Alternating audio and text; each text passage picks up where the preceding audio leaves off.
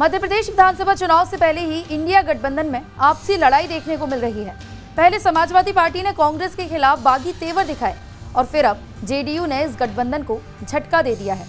JDU ने मध्य प्रदेश विधानसभा चुनाव के लिए उम्मीदवारों की पहली लिस्ट जारी कर दी है। पहली लिस्ट में जेडीयू के 5 उम्मीदवारों के नाम हैं। जेडीयू ने जिन 5 उम्मीदवारों की घोषणा की है उनमें पिछोर विधानसभा सीट से चंद्रपाल यादव, राजनगर से रामकुंवर रेकवार, विजय राघवगढ़ सीट से शिव नारायण सोनी, थांदला विधानसभा सीट से तोल सिंह भूरिया और पेटलावत रामेश्वर सिंघार को उम्मीदवार बनाया है। देखिए, हमारी पार्टी का संगठन विस्तार के लिए हम चुनाव लड़ रहे हैं।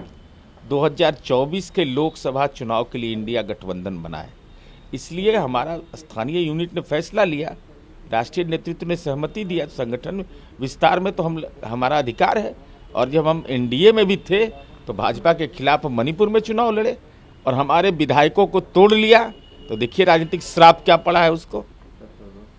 हर पार्टी को लड़ने की स्वतंत्रता है।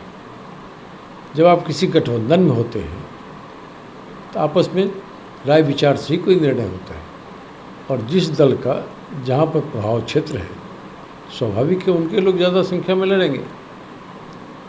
यह कोई गठबंधन मित्रता निभाने के लिए नहीं बना है, गठबंधन का व्यापक उद्देश्य है, और जो जहाँ प्रभावकारी हैं वो चुनाव लड़ेंगे और हम सब मिलकर लड़ेंगे और जीतेंगे।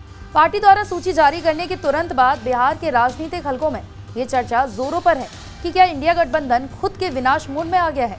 आपको बता दें कि बिहार के महागठबंधन के भीतर सब कुछ ठीक नहीं चल रहा है। कांग्रेस और आरजेडी दोनों ही संबंधित दलों को बिहार सरकार में 2 अतिरिक्त मंत्रियों की नियुक्ति का इंतजार है। फिलहाल आपको बताते चलें कि जिन सीटों पर जेडीयू ने अपने प्रत्याशी उतारे हैं उन 5 सीटों पर कांग्रेस पहले ही अपने प्रत्याशी घोषित कर चुकी है।